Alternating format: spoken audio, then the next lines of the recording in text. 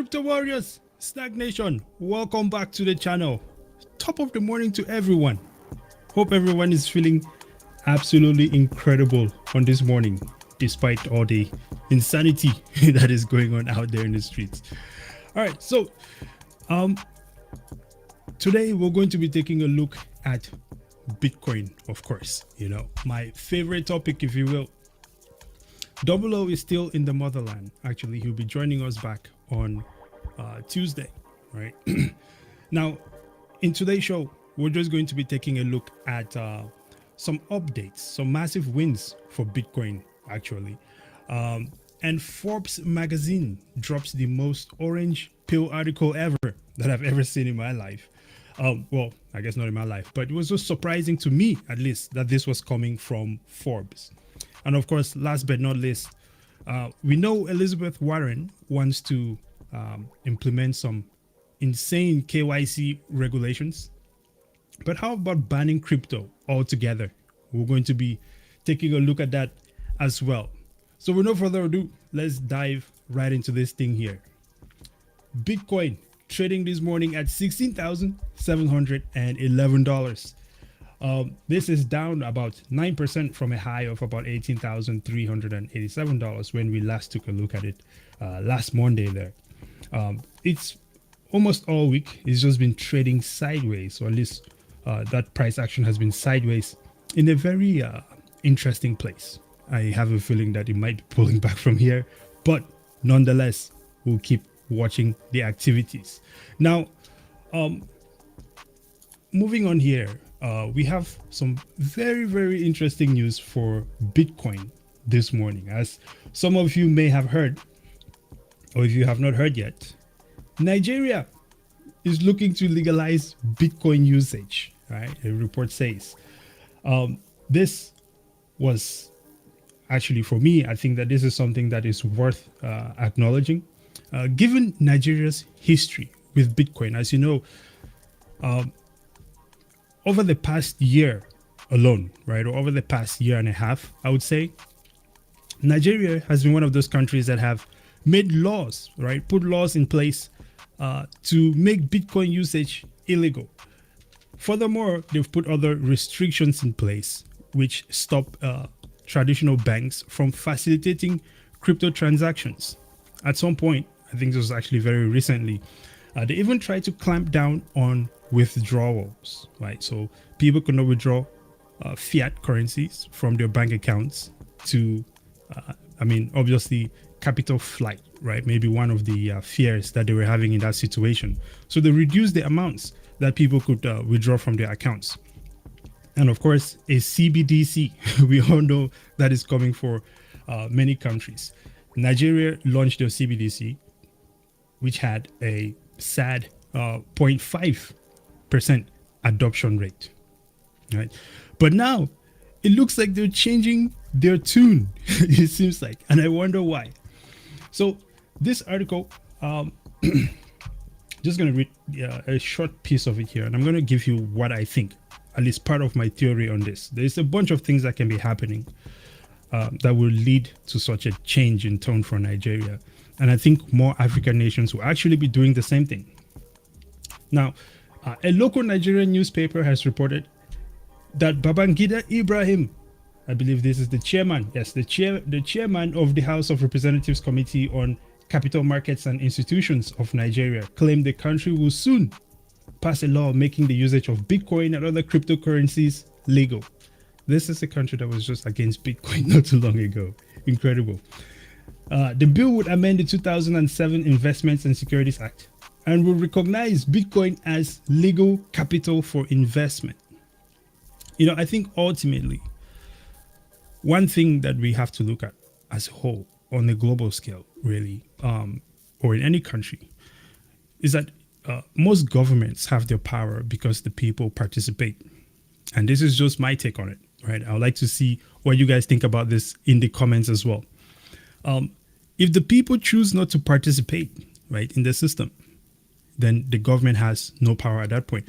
So if the people stop accepting the crony ways of, say, things like central banking, then I think the banks would have to reconsider. And the interesting thing about where we are in life right now is that this is the first time in our history, uh, at least in a very long time in our history, that we've been able to have that other option if we choose not to participate in the traditional fiat system, and that is Bitcoin. I'll give you a good example of this.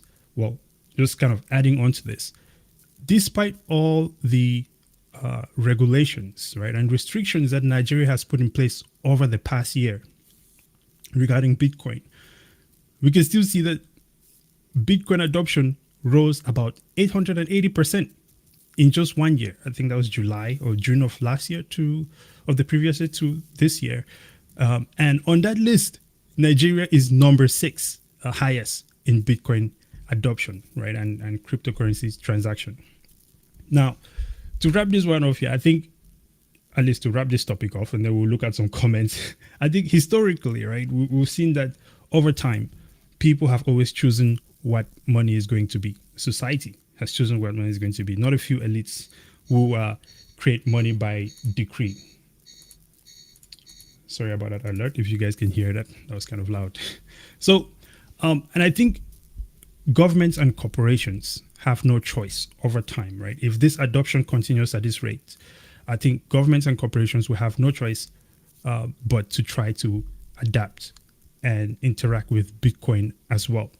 The truth is, fiat is dying. Even though they've tried to pivot to a CBDC, right? We can see that all the other macroeconomic factors that have played out over the past couple of years, and many years really, have been constantly killing fiat currencies, and Bitcoin is just the future.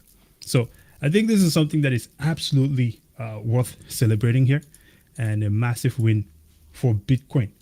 You guys let me know what you think in the chat there, because I think this is a pretty cool one. Look at some comments here.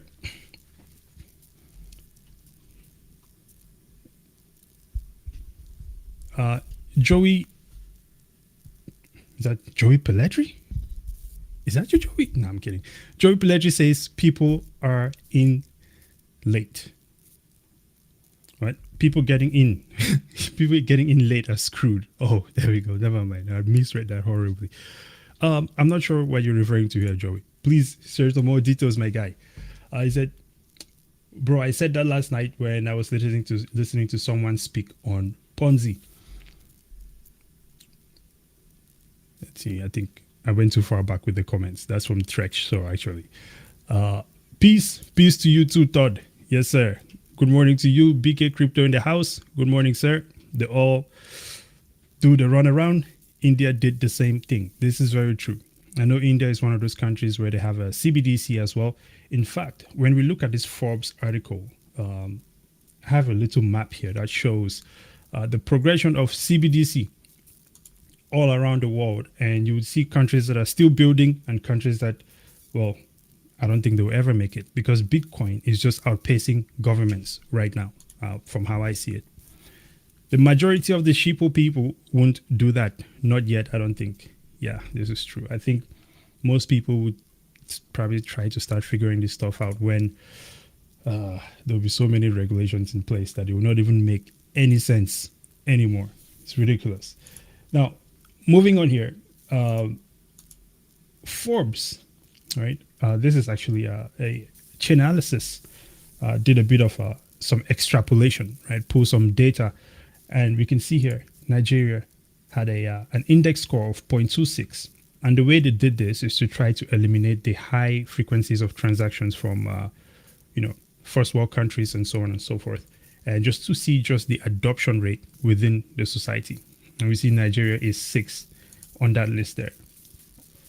Now, moving on, we have an article here from Forbes magazine. Now, I did not know that Forbes had some staunch Bitcoiners within their system. Maybe they didn't know, right? They're breaking in.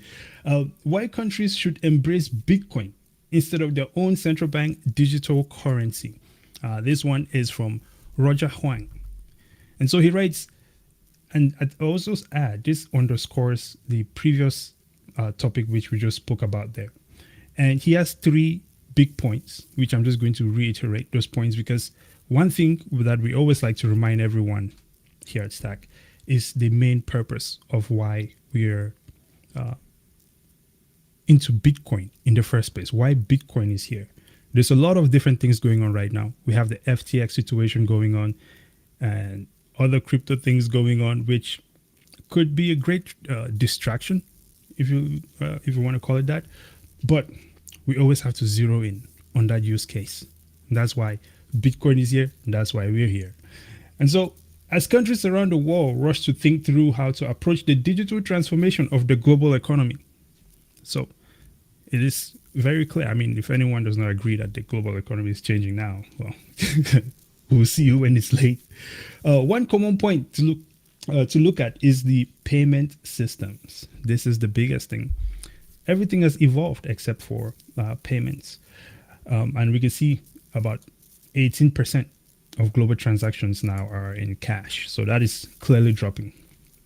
Now, one of the main points that he brings up here is that Bitcoin brings talent from across the world. And this is something that we've seen demonstrated time and time again, where you're looking at Nigeria, South Africa, or places like El Salvador, right? So he says, instead of wrangling the domestic talent pools, Bitcoin brings every sharp thinker from around the world across all elements, from economics to technology, and any country that embraces Bitcoin as a standard. I think we can agree to this because when you look at Bitcoin and the way that it solves so many different things, right, there has definitely been a lot of brain power put behind this, and that decentralization is still unbeatable, right? Bitcoin also allows for a country to benefit from the consolidated open source work of thousands of individuals, if not millions, outside of their border that have thought through the hard digital payments / value problems over the course of the last decade. And I think this is one of those reasons why Bitcoin is so solid. You have open source software, many powerful brains working on it, and it's clearly created a system that is superior to the current fiat system. Adopting it is just this war which we have to fight. But until that time comes, I think that we all have that responsibility to inform as many people as possible, to help as many people learn about Bitcoin. Let me know what you guys think about that. Now, of course, secondly, you have proven security and consistency. Of course, you have that decentralized proof of work mining that Bitcoin has, that most other coins, well, actually, nothing else has it anymore these days. I think Dogecoin might still be proof of work, but I got to double check that. I haven't even looked at it in a long time. But Bitcoin is definitely still the most decentralized network. And of course, we have this modernization without being beholden. Bitcoin brings with it a full payment stack, especially if you run a node. You'll see more about what that is, which, by the way, absolutely everyone should run a node. Absolutely important. So it brings about this full payment stack without needing help from a nation state bloc to implement, allowing a country to become truly independent of any polar powers in the world. Lightning allows for private, low transaction and instant payments between different stores and individuals. Lightning is very interesting, and is one of those things that I think many people overlook when it comes to Bitcoin. I think people just look at Bitcoin as just this base layer situation, but we've clearly seen that over time there's been a lot of benefits coming from Lightning, and it's just getting started, right? So you have things like the impervious browser itself, right?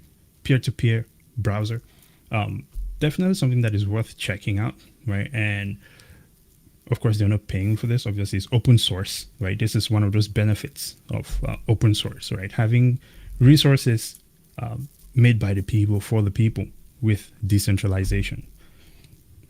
And, Lightning acting as a layer 2 enables things like that. And so this is just overall an article that I think is very important for a time like this, and helping people to understand Bitcoin more. So I'm going to drop a link for this on our Twitter as well, and of course in the comments. So if anyone would like to read more of this, absolutely welcome to. Now, earlier I mentioned Bitcoin was outpacing the traditional banking system. and this is some proof of this. If we're looking at this is a if we're looking at the globe here, right? Everything in purple are countries that have a proof of concept at the very least. Then you have countries that are researching it in green, researching CBDCs, that is, right? Trying to compete with the rapid pace of crypto and Bitcoin. And then, of course, we have the ones that are already implemented it out there in brown. Now, for the countries that have actually implemented, that have that proof of concept, right? You have Brazil, you have China, of course. You have other places like Nigeria and other small countries.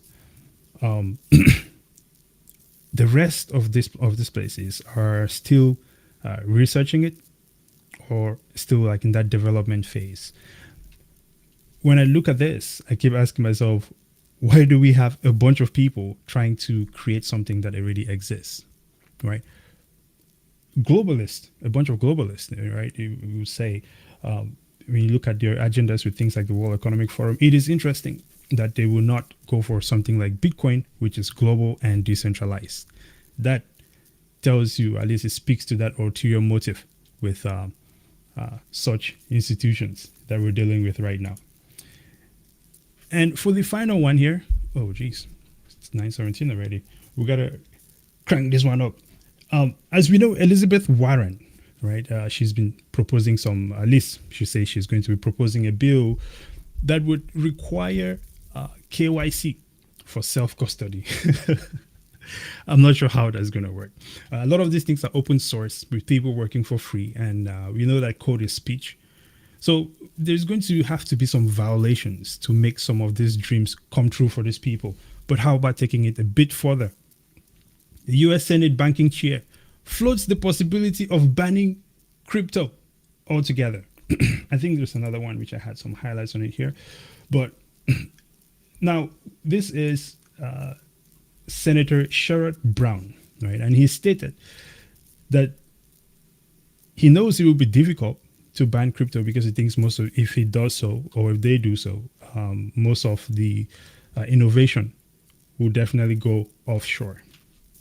But I wonder if that is a concern of theirs, if they're really talking about banning it. So the Senator Sherrod Brown, United States Banking Committee Chairman, suggested that the SEC, and he seems pretty set on this, like something that he's been discussing for a while, the SEC and the CFTC should consider a ban on cryptocurrencies.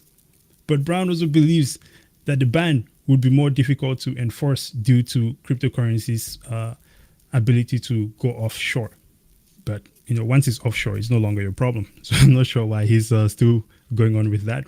But he also called for aggressive actions to be taken against cryptocurrencies and has asked for a government assessment through various regulatory agencies. The SEC has reportedly been particularly aggressive in its approach to cryptocurrencies. I think we'll argue with that. I think the SEC has been tap dancing and fitting itself where it can keep playing its insane game. So I think there just has to be a scrap and a renewal, because when you look at the space itself, of at least the space of regulators, we're looking at people that do not understand blockchain and cannot even relate to it, trying to build regulations around it. I just don't see how this is going to work. Now, as we also look at this, I think that it is very, very important for all of us to really be participating within the system and making sure that our rights do not get violated, because it seems like it's one of those things, right? You see it happening in other countries, and you may not think it's going to happen where you are until it does, right? But a lot of these things that these people are proposing are clear violations of our rights as US citizens. So very touchy, very shaky, very interesting, the angle that these people are coming from, right? So we'll read some comments here before we close this one out, right? Crypto Society says the majority of the sheeple, well, we already saw that one. He says the majority of the sheeple or people don't think of jumping in or researching things ahead of time is essentially what he's referring to there. And we'll all join late. So Not as yet, I don't think. The majority of sheeple won't do that, he says. Well, with no further ado then, ladies and gentlemen, I hope this one was very informative for you. Double will be joining us again next Monday. Have an incredible day. An absolutely beautiful one. And until next time, brazen out.